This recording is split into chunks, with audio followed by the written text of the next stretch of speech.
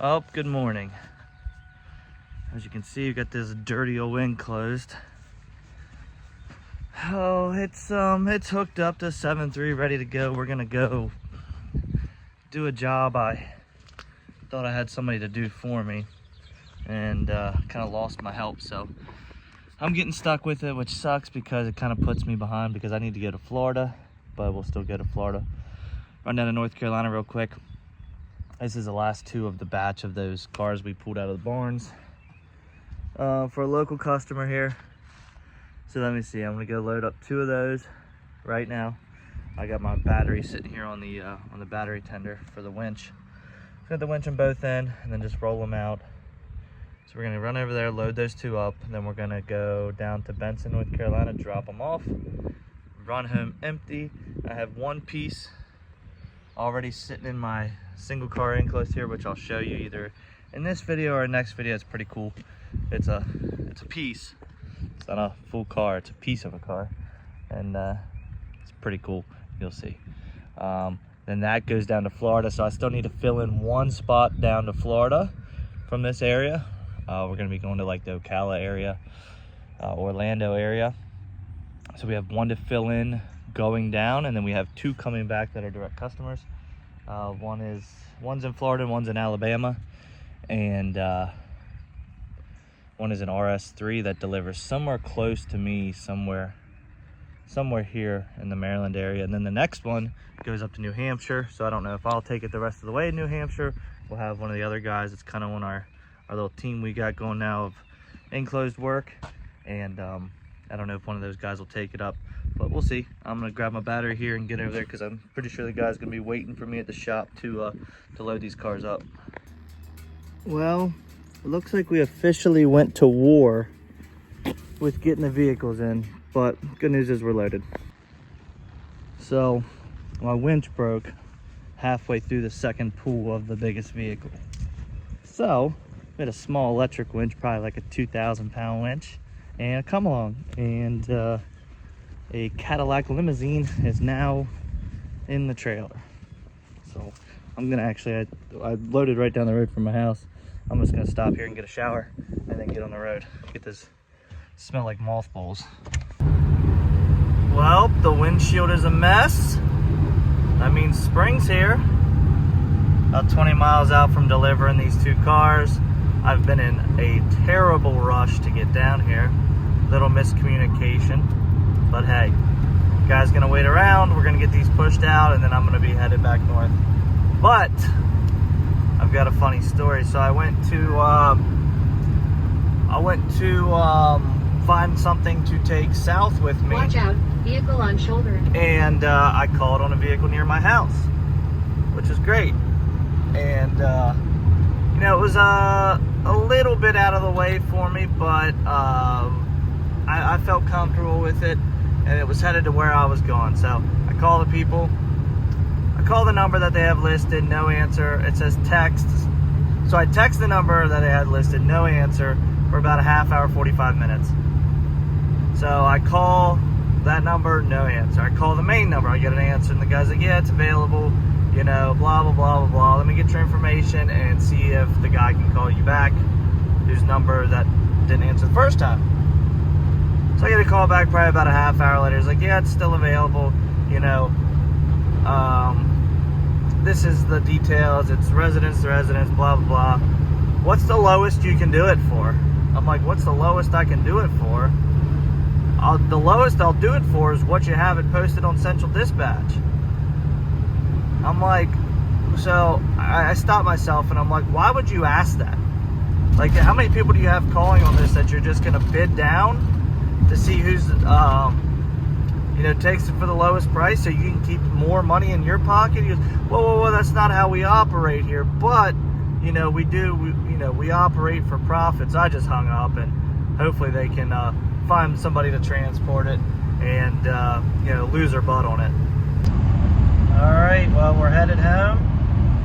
I pretty much lost a day's worth of revenue on this, and probably about $300 and some odd dollars in fuel.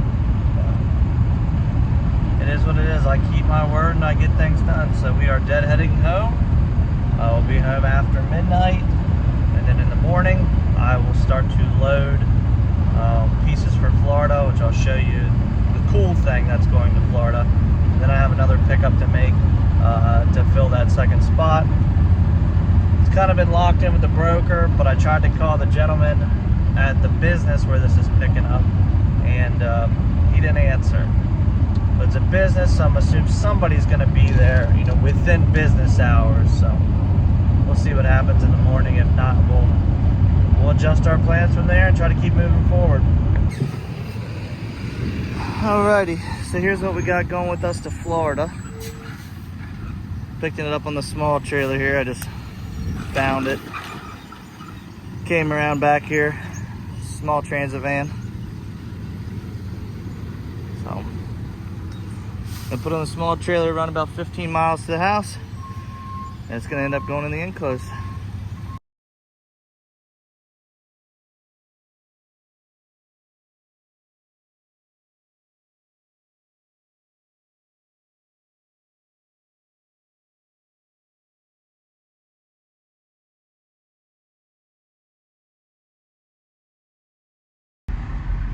So let me put this window up.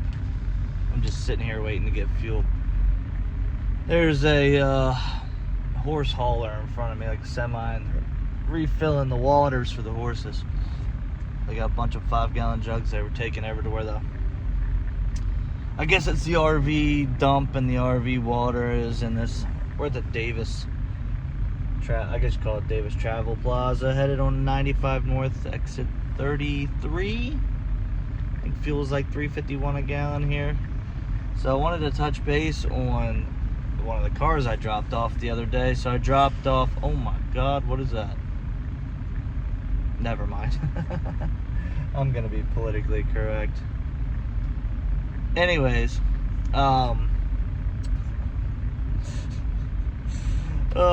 gosh, it's been a couple days. What was I saying? Oh, the car I dropped off the other day. So I dropped this car off. And when I picked it up, I took a walk around video and pictures of it, as I always do. And I specifically, when I walked around this car, I made a short on here about it. Well, the hood was misaligned, the grille was misaligned, the headlight was pushed back over top of like where it's supposed to fit in the fender. So it was like over top of that. And the wheel well liner was all ripped out. And they had like the headlight, I guess would have been like the wires for the headlight, like all taped up. So I like really took a walk around video because it was I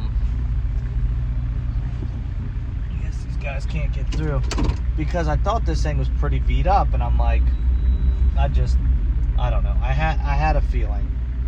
So going down the road, probably I think 30 or so minutes going down the road, I had the flatbed, and I'm looking in my mirror, and I noticed the front bumper probably moving like, I don't know, like an inch, like it's vibrating. Like I'm like, oh, that's loose. So I was like, I get out. Well, I have to go maybe like 3 or 4 more miles, because I was on the PA Turnpike, and they have like those little like emergency stop places. So I go down there, it's raining, I get out, and I'm like, oh, this bumper is falling off. I'm like, let me see what I can do to fix this. So where they snaps in, right where the fender meets the bumper, it's out of the bracket. So I'm trying to maneuver it, and if you've ever done this with a bumper, like, you gotta kind of lift up and push around because it fits so snug. So that's what I was trying to do, and I couldn't get it close enough. I was like, something else is wrong with this. Like, I don't have enough room to push this thing. So I popped the hood real quick, and all the tabs where the grill and the bumper are secured to the vehicle, like all the tabs are, like the push pins are out of it. So I'm like looking around to see if they came out going down the road, and I didn't see anything. So I'm like, okay, whatever. So pouring rain, bumper's falling off the car. It's got 260,000 miles on it. It was misfiring so bad it would barely get on the trailer. all the other damage as I saw. So I was like, I'm just gonna put some bungees on this to keep it up in place because there's no tabs. I'm gonna put it back up into place and I'm just gonna run it. I don't really have a choice, but I'm gonna prevent this thing from coming off. Like at that point I had two options. I either take the bumper off completely and try to like secure it to where it doesn't get any more damage, because none of the tabs themselves were there, but none of the hardware was there. So that's what I kind of thought was weird. So long story short, I dropped the car off, and the guy that I was supposed to be there wasn't there. So I said, I dropped it off to one of his workers. He said he'll be there in 30 minutes. So I texted the guy, said, hey, it's delivered. You know, that I put bungees on the front bumper because the front bumper was coming off. And so he gets there, and I don't hear from anything. This is at like 9. He's supposed to be there around 9:30. I don't hear anything from him for like 4 more hours. He calls, or he texts me. He's never talked to me like on the phone. I've tried to call him, and he was like, what happened to the front bumper? I told him everything I just told you guys. Same story. He's like, well, somebody let this hood fly up and it bent the hinges. And I'm like, okay, well, here's the pictures of the inspection and the BOL. I said, here's how it was when I picked it up. Oh, well, that's not how it was when I went to look at it. It was in pristine condition. Like, okay, well, it's not pristine condition car. Didn't say anything else. So I asked him like probably 2 hours later. I'm like, hey, because it was a COD. I was like, hey, are you gonna Zelle me? He's like, well, I just talked to a guy and he says it's gonna cost me $300 to put this bumper back on. I'm willing to split that because you broke this front bumper. I'm like, whoa, whoa, whoa, whoa, whoa. We already I already told you that's not what happened, and this and that. And come to find out, it's 3 days later now. Dude will not answer my phone calls, will not answer my text. I already gave him a negative on Central. He won't send me any of my money. So I guess the next thing is going to be sending a certified letter and going from there. So sorry about that. I know I'm blabbing on, but the guy that was driving this horse hauler in front of me came back and said he's going to back up a couple feet so I can fill up his depth while he's here, and then he'll be out of my way. They're all situated. Anyways, so that's what's going to happen with that. It sucks because there's no repercussion for these guys. And my guess is he had this planned the whole time. He's probably done this before to somebody. Like, had this plan that this car has issues. He's gonna try to blame it on somebody, get some money off for the transport, or get free transport. And for me, I usually, if it was like any chance I could have done it, I would have been like, all right, I understand, like, let's just split it or whatever he proposed. But me knowing there's nothing that I did, it really, really bothers me, like when someone tries to take advantage of me like that. So it's hard for me to let it go. Even though it's like a $500 payment, it's not like thousands and thousands of dollars. It's still the principal. It's still money that's being taken out of my pocket.